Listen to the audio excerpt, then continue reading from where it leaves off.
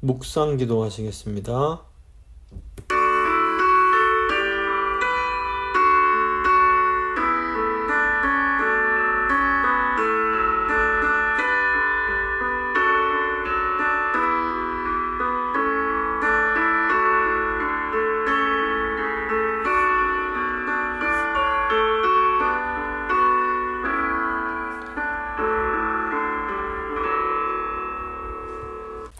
사도신경 고백합니다.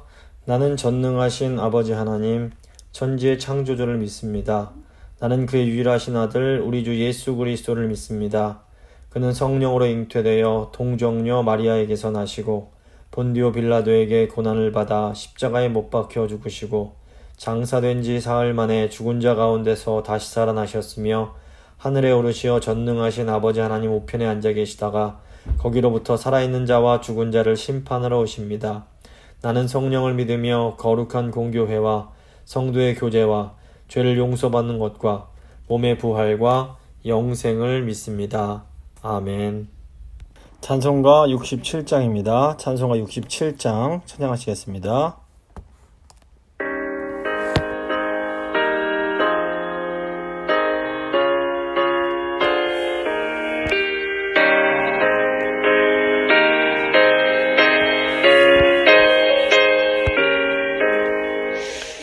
영광의 왕께 다 경배하며 그 크신 사랑 대찬송하라.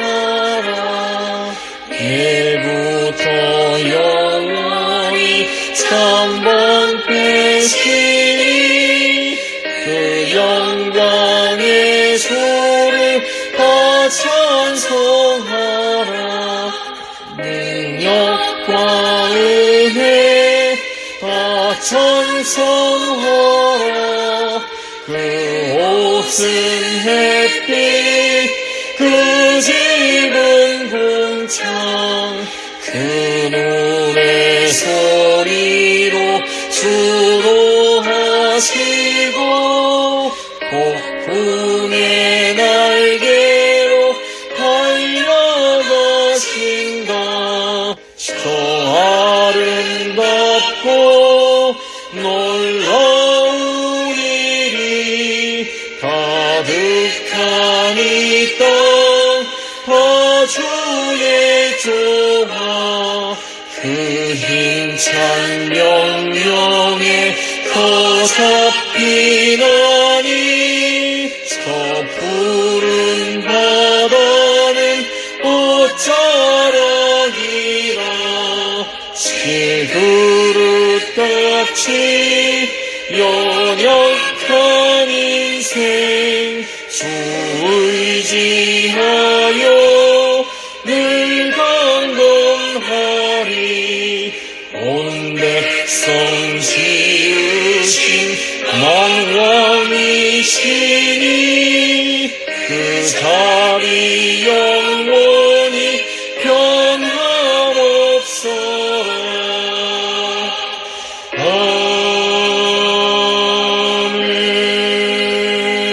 아멘.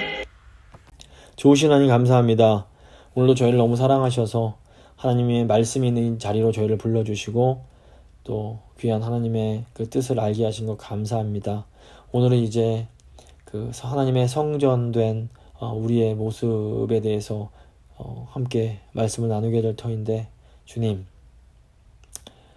성전이 얼마나 중요한 것이고 또 하나님께서 저희를 성전 삼아 주신 것이 얼마나 큰 특권인지를 오늘 말씀 통해서 깨닫게 하시고 정말 거룩한 하나님의 전된 삶을 잘 살아갈 수 있도록 주여 도와주시옵소서.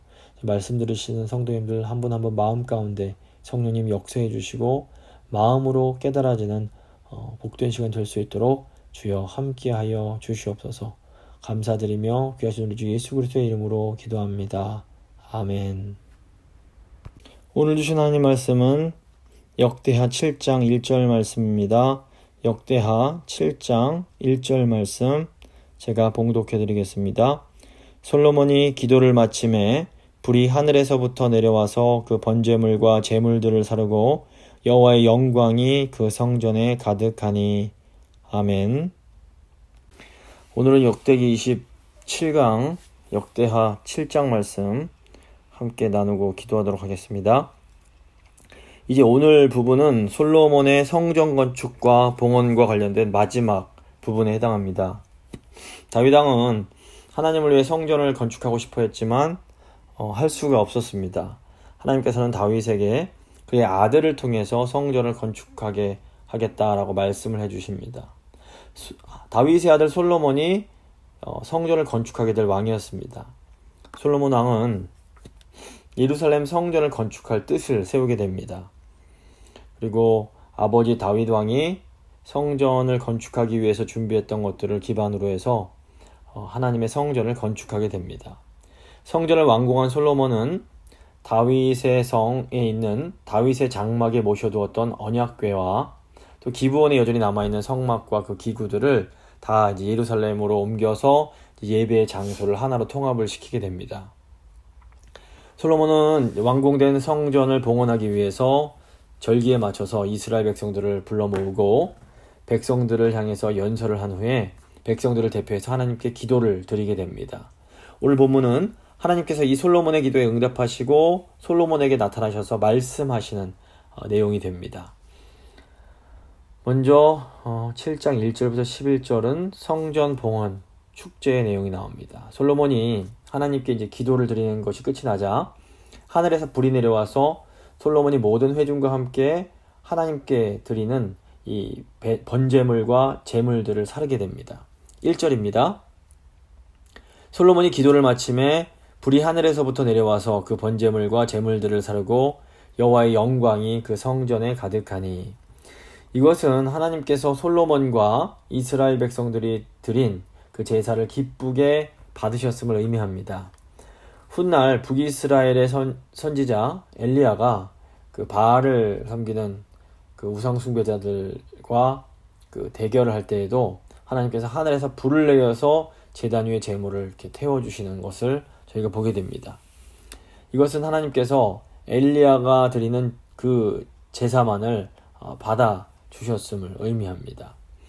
하나님께 드리는 제사는 오늘날로 하면 우리가 하나님께 드리는 예배와 같다라고 볼 수 있습니다.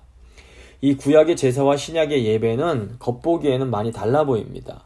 하지만 하나님 백성들이 하나님 앞에 나와서 죄사함을 받고 또 그 감사와 헌신을 하나님께 드리는 이 본질적인 그 내용은 제사와 예배가 서로 그렇게 다르지 않습니다. 요한복음 4장을 보시면 사마리아 여인을 찾아가신 예수님께서 새롭게 예배할 때가 올 거다 이렇게 말씀하십니다. 예수님은 이때가 바로 예배할 때다 라고 하시면서 하나님께 참되게 예배하는 자들은 영과 진리로 예배해야 된다 라고 말씀하십니다. 이 구약 시대의 솔로몬이 하나님의 백성들인 이스라엘 백성들과 함께 드린 예배는 신약 시대의 하나님 백성들인 그리스도인들이 예수 그리스도 안에서 드리는 이 예배의 그림자와 같습니다. 솔로몬이 하나님께 드린 그 예배를 보면 우리가 오늘 어떻게 예배 드려야 될지에 대한 그런 힌트를 얻을 수가 있습니다. 그러니까 솔로몬이 하나님 앞에 바른 진리 안에서 하나님 앞으로 나아가서 간구할 때에 하나님께서 그 기도를 들으시고 불로써 그 예배를 받으셨음을 이제 보여주시게 됩니다. 오늘날 우리가 성령 안에서 진리이신 예수님 안에서 예배할 때에 하나님께서는 우리 마음에 성령의 불을 내려주심으로 하나님께서 우리의 예배를 받으셨음을 이렇게 확인시켜 주십니다. 우리가 온전한 마음으로 하나님을 예배할 때에 우리 안에 계신 성령께서 우리 마음의 제사를 받아주시는 겁니다. 성령은 번제물을 태우듯이 우리 안에 죄악들을 태워주시고 또 우리가 감사의 그 화목제물을 드리는 것 태우듯이 우리의 감사의 마음이 담긴 예물을 기쁘게 이렇게 받아주십니다. 2절 보시면 여호와의 영광이 여호와의 전에 가득함으로 제사장들이 여호와의 전으로 능히 들어가지 못하였고. 하나님은 솔로몬과 백성이 드린 제사를 받으셨을 때에 그 성전이 여호와의 영광으로 가득 차게 해주십니다. 이제 이 부분이 오늘날 굉장히 중요합니다. 신약 시대인 오늘날 성전은 그 예수 그리스도의 몸인 교회라고 할 수 있습니다. 그래서 교회가 영과 진리로 예배를 드릴 때에 하나님의 영광이 교회에 가득하게 됩니다. 하나님의 영광이 가득하면 제사장들도 하나님의 전으로 능히 들어가지를 못하게 됩니다. 이것은 하나님의 영광이 한편으로는 너무나 좋고 아름답지만 또 한편으로는 굉장히 두렵기 때문에 그렇습니다. 사도행전 5장을 보시면 초대교회 당시에 그 사람들은 이 교회를 칭송하면서도 또 함부로 이렇게 교제를 하지를 못합니다. 두렵기 때문에 그런 건데, 사도행전 5장 13절 보시면 그 나머지는 감히 그들과 상종하는 사람이 없으나 백성이 칭송하더라. 여기서 이제 그들이 교회인데, 이 사람들이 교회를 두려워하면서도 또 한편으로 이렇게 칭송한 것은 교회가 하나님을 예배할 때에 교회에 하나님의 영광이 임했기 때문입니다. 그래서 한편으로 볼 때는 참 칭찬할 만하고 아름답지만 또 한편으로는 두렵기 때문에 함부로 다가갈 수 없는 겁니다. 오늘날 교회가 이렇게 세상으로부터 욕을 먹고 비난을 받는 것은 이 교회의 하나님의 영광이 사라졌기 때문입니다. 3절 보시면 이스라엘 모든 자손은 불이 내리는 것과 여호와의 영광이 성전 위에 있는 것을 보고 돌을 깐 땅에 엎드려 경배하며 여호와께 감사하여 이르되 선하시도다 그의 인자하심이 영원하도다 하니라. 하나님의 백성들은 성전에 하나님의 영광이 임한 것을 보고 엎드려서 하나님을 경배하며 감사하며 하나님의 선하심과 인자하심을 찬양합니다. 그러니까 오늘 이 본문 말씀은 하나님의 백성이 하나님께 드리는 예배의 방향을 보여줍니다. 그러니까 하나님의 구원을 받은 하나님의 백성은 하나님께 나아가 온전히 예배를 드리게 됩니다. 그러면 하나님께서 이 예배를 받으시고 위로부터 하나님의 영광을 하나님 백성에게 임하게 하십니다. 그러면 하나님 백성은 다시 영광에 대한 응답으로 하나님께 감사의 찬양을 올려드리는 겁니다. 오늘날에는 이 성전의 제사, 성전의 예배가 성도의 모임인 교회에서 이루어지게 됩니다. 우리가 하나님 앞에 와서 영과 진리로 하나님을 예배를 드립니다. 그럼 하나님께서 우리의 예배를 받으시고 우리에게 놀라운 영광을 부어주십니다. 그러면 우리는 다시 영광에 대한 응답으로 하나님께 감사의 찬양을 올려드리는 겁니다. 그러니까 이렇게 하나님께 드리고 하나님께서 또다시 주시고 또다시 하나님께 감사하는 이 예배의 이 모습이 온전히 회복될 때 예배를 통해서 우리에게 영적인 생명이 공급이 됩니다. 우리가 이 예배에 이 하나님의 영광을 경험하는 이 예배에 성공하게 되면 사실 우리는 어느 상황 속에서도 살아갈 수가 있는 겁니다. 사도행전이 그 모습을 너무나 잘 보여줍니다. 그 많은 핍박과 어려움이 있지만 이 예배가 온전히 드려지는 그 초대교회는 아주 강인한 생명력을 가지고 살아남을 뿐 아니라 이 복음을 땅끝까지 전파하게 됩니다. 오늘 우리에게 필요한 것이 바로 이것이라고 볼 수 있습니다. 솔로몬은 이스라엘 백성과 함께 여호와 앞에 제사를 드립니다. 4절과 5절입니다. 이 왕과 모든 백성이 여호와 앞에 제사를 드리니 솔로몬 왕이 드린 제물이 소가 22,000마리요 양이 12만 마리라. 이와 같이 왕과 모든 백성이 하나님의 전에 낙성식을 행하니라. 솔로몬이 여호와 하나님께 드린 화목제 희생 제물은 소가 22,000마리, 양이 12만 마리가 되는 어마어마한 분량이었습니다. 근데 이 숫자를 이게 합해보면 요한계시록에 나오는 구원받은 성도를 상징하는 14만 4천 마리가 됩니다. 물론 이제 이 제사에 정말로 셀 수 없을 만큼 어마어마하게 많은 제물이 드려졌다는 것은 분명해 보입니다.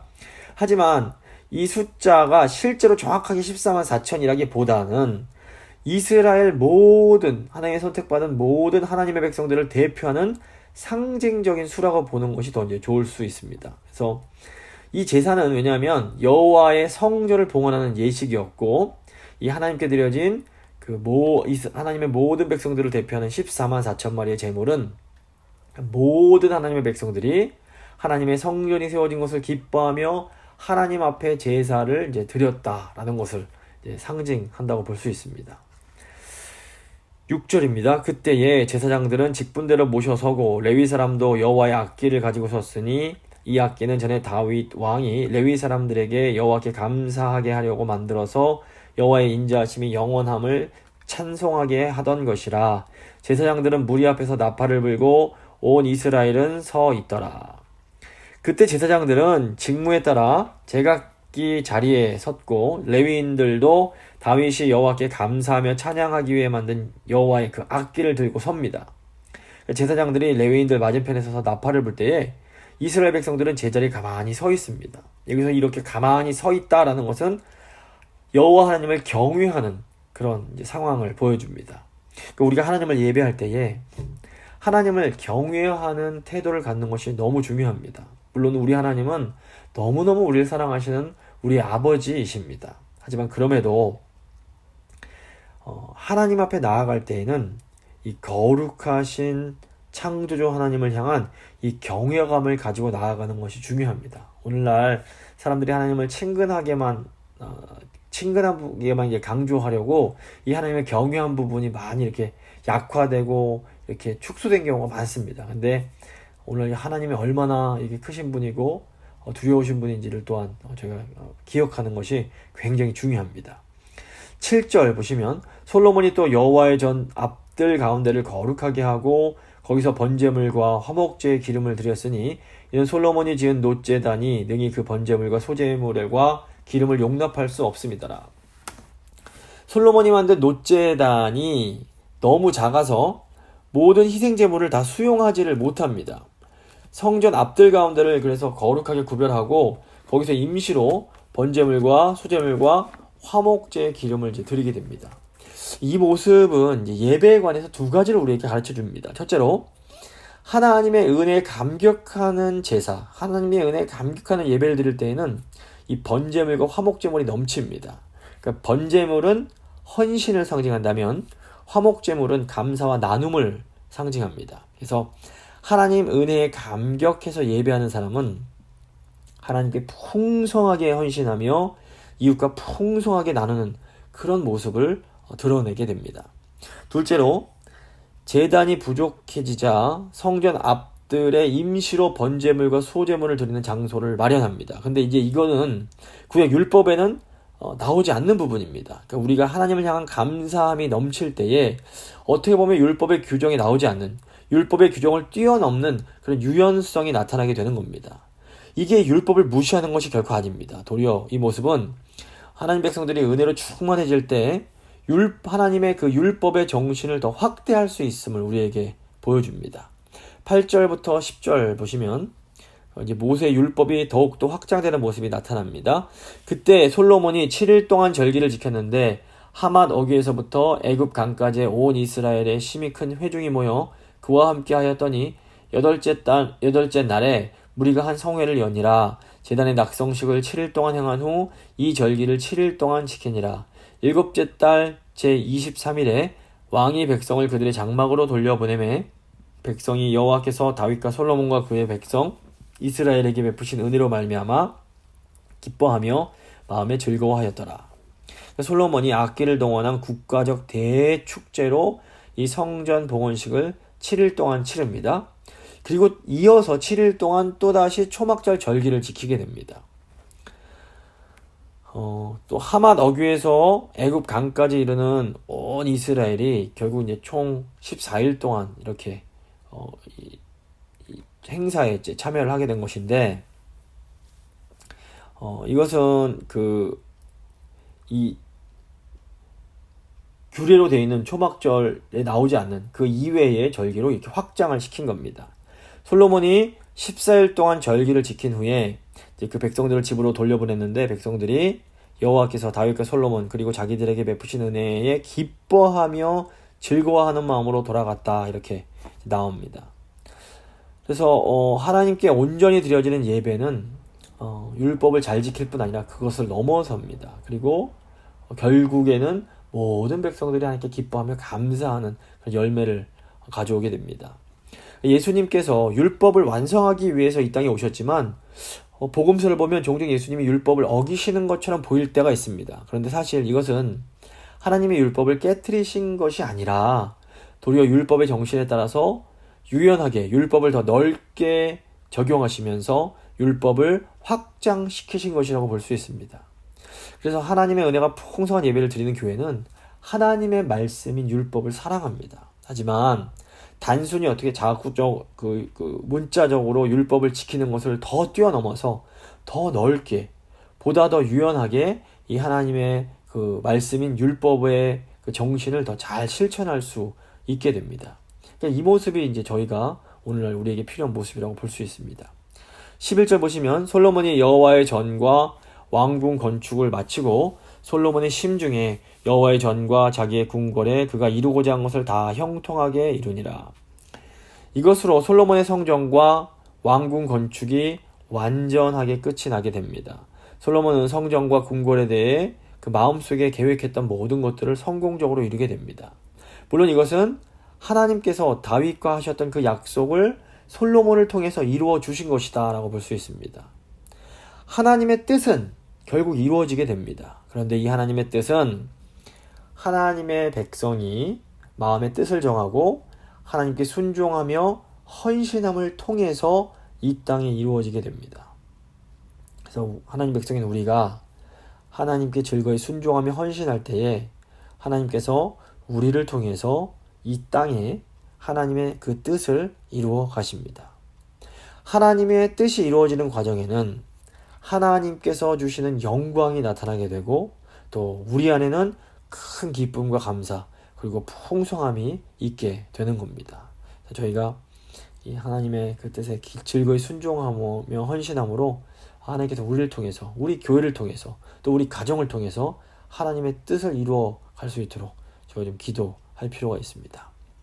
이제 7장 12절부터 22절은 하나님의 응답입니다. 12절 보시면 밤에 여호와께서 솔로몬에게 나타나사 그에게 이르시되 내가 이미 너의 기도를 듣고 이곳을 택하여 내게 제사하는 성전을 삼았으니 솔로몬이 마음속에 계획했던 성전과 왕궁 건축을 모두 다 마친 후에 하나님은 과거의 기브온에서 솔로몬이 제사드리고 기도할 때 나타나셨던 것처럼 또다시 밤중에 솔로몬에게 나타나셔서 응답의 말씀을 주십니다.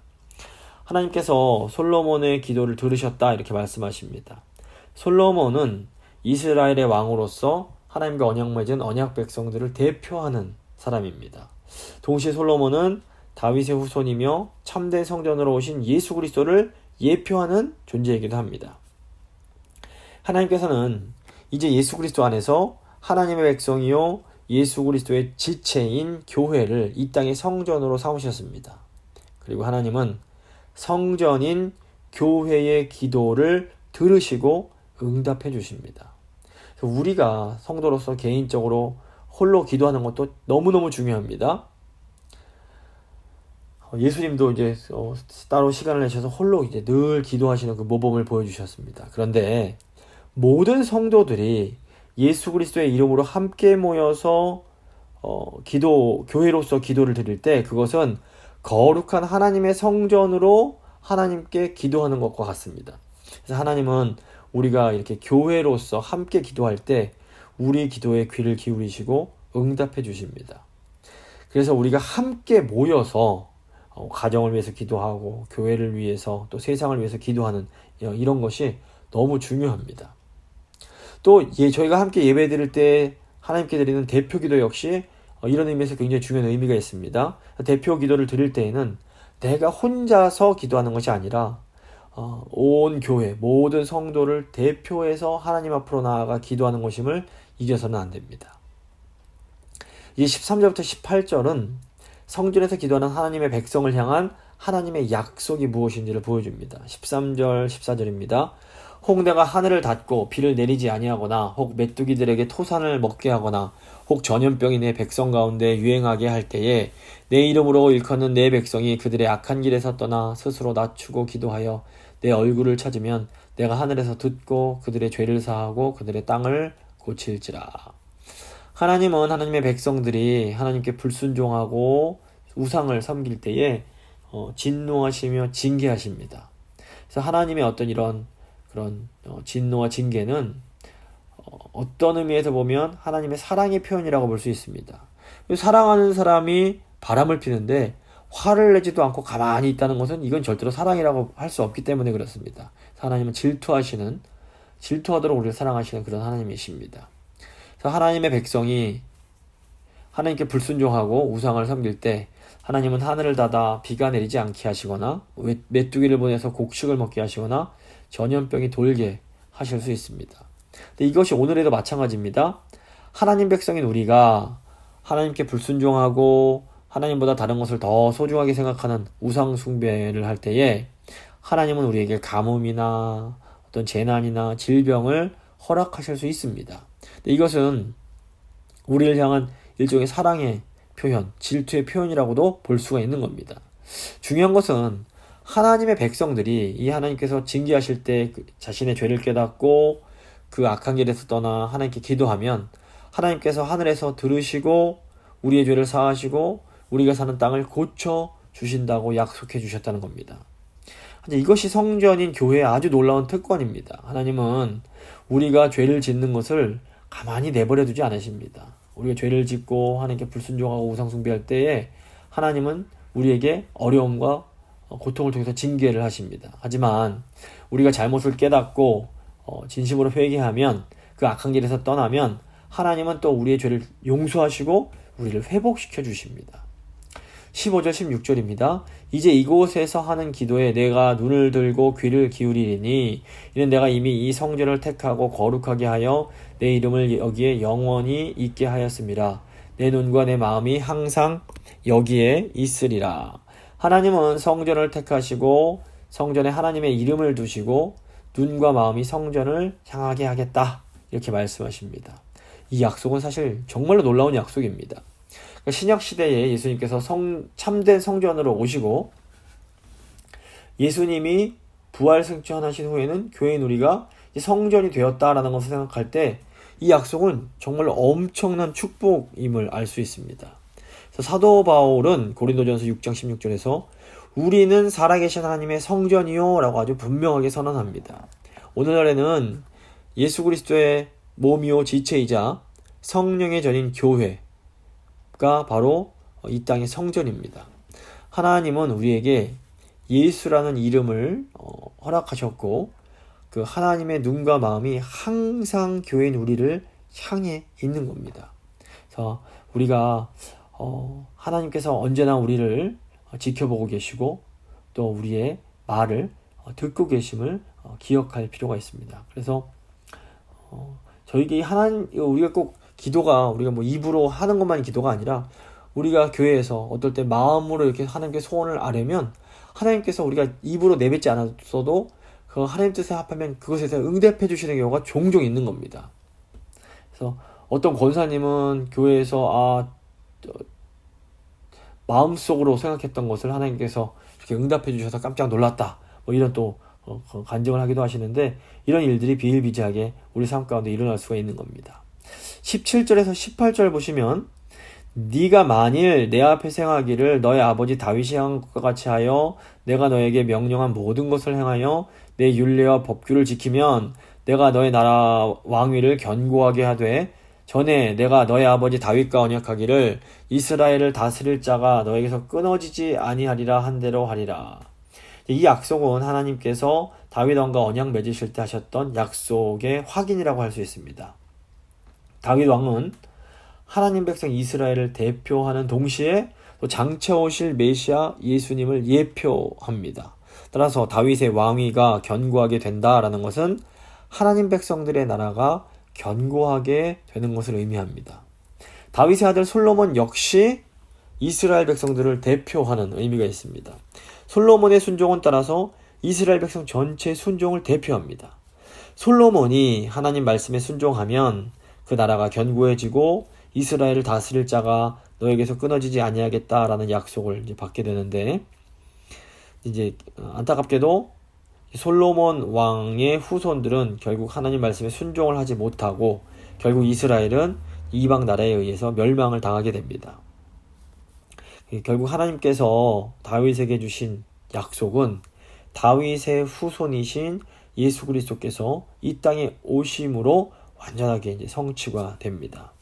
중요한 것은 다윗에게 하셨던 이 약속이 이제 그리스도 안에서 언약 백성, 하나님의 백성이 된 교회에게 주어지게 되었다라는 겁니다. 지금 왕이신 예수 그리스도는 영원토록 교회를 다스리고 계십니다. 따라서 하나님 말씀에 순종할 때에 이스라엘의 왕위를 견고하게 하겠다라는 이 약속은 우리가 예수 그리스도 안에 있는 우리가 성령 안에서 하나님 말씀에 순종을 할 때에 하나님께서 우리를 견고하게, 즉 교회를 견고하게 하실 것에 대한 약속으로 이해할 수 있습니다. 복음서 보시면 예수님께서 하나님 말씀에 순종하는 자는 반석 위에 집을 짓는 자와 같다라고 말씀을 하십니다. 그러니까 우리가 예수 그리스도와 연합하여서 성령 안에서 성령님이 주시는 힘으로 하나님 말씀에 순종할 때에 하나님은 우리의 삶을 흔들리지 않는 반석 위에 지은 집처럼 아주 견고하게 해주시는 겁니다. 이게 교회에 허락하신 어마어마하게 큰 약속, 축복의 약속임을 저희가 기억해야 됩니다. 19절부터 이제 22절은 성전에서 기도하는 백성을 향한 또 경고의 말씀입니다. 19절 20절입니다. 그러나 너희가 만일 돌아서서 내가 너희 앞에 둔 내 율례와 명령을 버리고 가서 다른 신들을 섬겨 그들을 경배하면 내가 너희에게 준 땅에서 그 뿌리를 뽑아내고 내 이름을 위하여 거룩하게 한 이 성전을 내 앞에서 버려 모든 민족 중에 속담거리와 이야기거리가 되게 하리니. 하나님의 경고는 지금 이제 땅, 성전, 백성이라는 세 가지 이제 차원이 이제 있습니다. 하나님은 하나님의 백성이 하나님의 말씀을 버리고 우상을 섬기게 되면 첫째로 약속의 땅에서 쫓아내고, 둘째로 성전을 버리고, 셋째로 하나님 백성들을 세상의 웃음거리가 되게 하겠다라고 말씀하십니다. 그런데 이 경고의 말씀에 담긴 하나님의 마음을 좀 잘 생각할 필요가 있습니다. 하나님께서는 태초에 이제 아담을 창조하시고 아담에게 복을 주시면서 에덴 동산을 관리하게 하십니다. 이때 하나님이 아담에게 선악과를 먹으면 정녕 죽을 거다라고 말씀을 하십니다. 하나님께서 이 말씀을 하신 것은 아담이 선악과를 먹는 죄를 짓지 않기를 원하셨기 때문입니다. 어떤 사람들은 처음부터 선악과를 왜 만드셨냐 이런 질문들을 하는데 이건 사실 어리석은 질문입니다. 이 선악과는 창조주 하나님과 피조물인 인간을 구분하는 일종의 경계선과 같습니다. 그러니까 인간이 하나님처럼 되려고 하는 것은 산소가 있어야만 살 수 있는 인간이, 그러니까 공기가 있어야만 살 수 있는 인간이 우주복도 입지 않은 채로 우주선 밖으로 나가겠다라고 하는 것처럼 어떻게 보면 굉장히 분수를 모르고 자기의 존재를 착각하고 죽으려고 하는 것과 같습니다. 인간은 절대로 하나님이 될 수가 없습니다. 인간이 하나님처럼 되려고 하면 죽을 수밖에 없는 겁니다.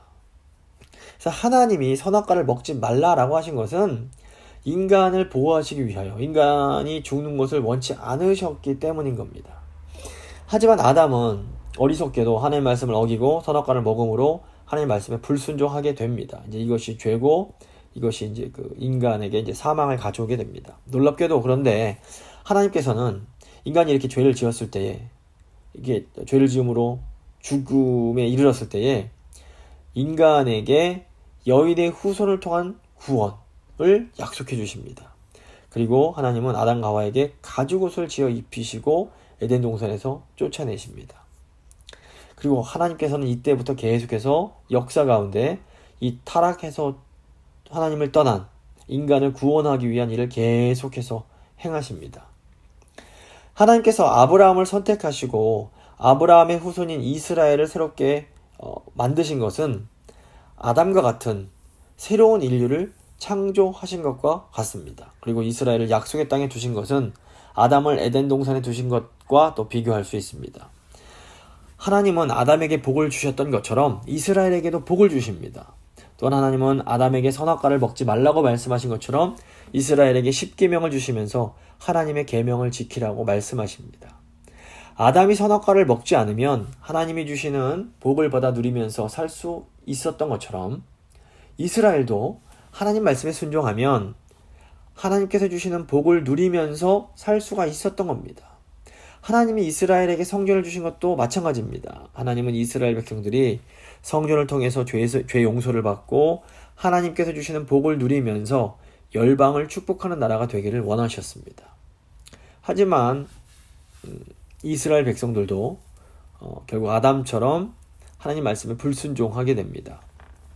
이스라엘 백성들은 성전만 있으면 자기들이 멸망하지 않을 거라고 착각을 했습니다. 하지만 하나님의 백성들이 하나님 말씀에 순종하지 않을 때 눈에 보이는 성전은 제대로 된 기능을 할 수가 이제 없을 수밖에 없는 겁니다. 21절부터 22절입니다. 이 성전이 비록 높을지라도 그리로 지나가는 자마다 놀라 이르되 여호와께서 무슨 까닭으로 이 땅과 이 성전에 이같이 행하셨는고 하면 대답하기를 그들이 자기 조상들을 애굽 땅에서 인도하여 내신 자기 하나님 여호와를 버리고 다른 신들에게 붙잡혀서 그것들을 경배하여 섬김으로 여호와께서 이 모든 재앙을 그들에게 내리셨다 하리라 하셨더라. 역대기가 기록될 당시 이 역대기를 처음 읽었던 독자들은 이 모든 과정을 다 겪은 사람들이었습니다. 그러니까 바벨론 포로로 잡혀갔다가 다시 되돌아온 유다 백성들이 이 역대기를 들었던 건데, 이 사람들은 이 말씀대로 약속의 땅과 성전을 잃어버리는 것을 또 경험했고, 또 기도할 때 다시 회복이 되는 것을 다 경험했던 사람들입니다. 따라서 이 역대기를 처음 읽던 독자들은 하나님이 이 솔로몬에게 하신 말씀이 정말로 진리라는 것을 누구보다도 더 생생하게 느낄 수 있었을 겁니다. 이 하나님의 백성과 하나님과의 관계에 아주 기본적인 원리가 이제 오늘 보면 나타나는데, 그것은 뭐냐면 하나님 백성이 순종하면 하나님께서 주시는 복을 받아서 번영하게 됩니다. 그런데 하나님 백성이 불순종하면 이 고난을 당하게 됩니다. 하지만 하나님 백성이 회개하면 또다시 하나님이 주시는 용서를 받을 수가 있게 된다라는 겁니다. 말씀 마무리 져보겠습니다. 하나님은 우리가 예배할 때에 우리에게 영광이 임하게 하십니다. 하나님을 온전히 예배할 때 그곳에는 헌신과 감사가 풍성해지고, 또 하나님의 뜻에 따라서 하나님 말씀인 율법을 더 넓게 확장해서 적용하는 그런 유연함까지 나타나게 됩니다. 하나님의 성전은 우리가 드리는 기도에, 하나님께서는 성전인 우리가 드리는 기도에 응답해 주십니다. 하나님이 우리에게 가장 원하시는 것은 말씀에 순종하여 풍성한 복을 받고 열방을 위한 이 복의 통로가 되는 삶을 사는 겁니다. 하지만 하나님은 우리가 설령 불순종하여 고난을 당할 때라도 즉시 회개해서 용서받고 회복되기를 원하십니다. 회개는 잘못된 삶으로부터 완전히 돌아서는 겁니다. 근데 그렇기 때문에 이제 이 죄악된 이 땅에서의 이 성도의 삶은 지속적인 회개 과정이 되어야만 합니다. 왜냐면 우리가 계속 바른 길로만 갈 수 없고, 가다 보면 또 하나님이 원하시지 않는 길로 벗어났다가 또 다시 돌아오게 되고, 또 가다가도 또 벗어났다가 다시 돌아오는 이런 일들이 있을 수밖에 없습니다. 그런데 중요한 것은 우리가 하나님 앞에서 온전히 회개하면 회개할수록 우리의 삶이 더 온전하고 아름답게 회복되어 갈 수 있다라는 겁니다. 그래서 하나님께서 오늘날 구약시대 성전을 허락해 주셨던 것처럼 오늘날 예수 그리스도의 이름이 있는 교회를 우리에게 허락해 주셨습니다. 우리가 함께 모일 때 우리가 성전이 되고, 우리가 성전으로서 하나님 앞에 기도할 때 하나님이 우리의 기도를 들으시고 우리의 죄를 용서하시고 우리의 일을 다시 회복시켜 주십니다. 그래서 이 귀한 교회를 허락하신 하나님께 감사드리면서, 하나님, 저희가 하나님 온전히 예배하게 하시고 하나님의 영광을 경험하게 하시고 헌신과 그 나눔이 더 풍성해지게 하시고 더 유연함이 있게 하시고, 궁극적으로는 그 하나님의 그런 풍성한 복을 이 세상과 이 이웃과 나누는 그런 교회 되게 하여 주시옵소서. 한번 간절한 마음으로 기도하도록 하겠습니다.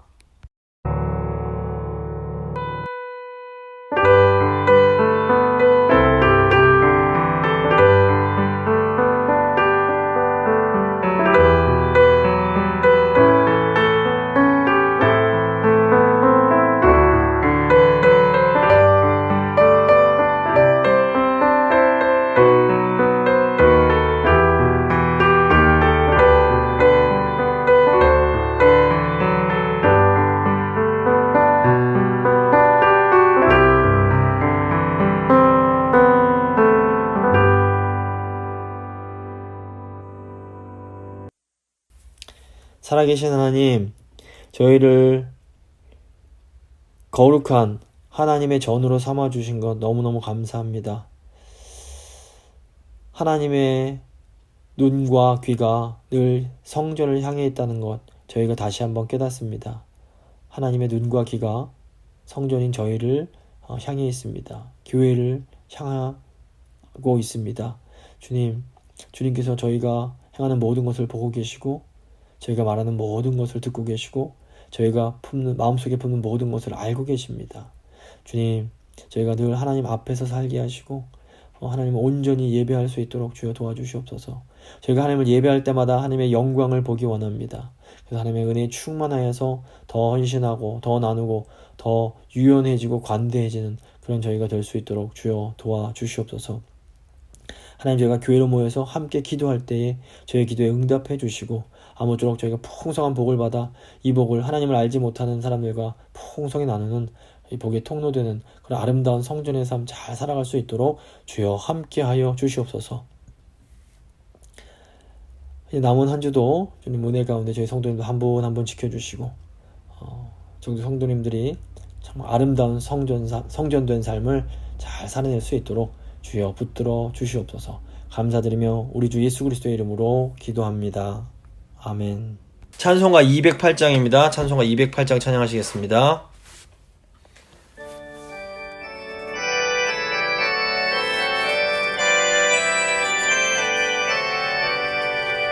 내 주의 나라와 주 계신 성전과 피 흘려 사신 교회를 늘 사랑합니다. 내 주의 교회는 천성과 같아서 눈동자같이 아끼사 늘 보호하시네. 이 교회 위하여 눈물과 기도로 내 생명 다하기까지 늘 봉사합니다. 성도의 교제와 교회의 위로와 구주와 맺은 언약을 늘 기뻐합니다. 하늘의 영광과 베푸신 은혜가 진리와 함께 영원히 시온에 넘치네. 아멘. 주님 가르쳐주신 기도로 예배 마치도록 하겠습니다. 하늘에 계신 우리 아버지, 아버지의 이름을 거룩하게 하시며 아버지의 나라가 오게 하시며 아버지의 뜻이 하늘에서와 같이 땅에서도 이루어지게 하소서.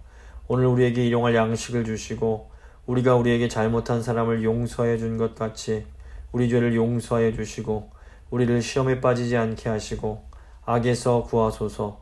나라와 권능과 영광이 영원히 아버지의 것입니다. 아멘.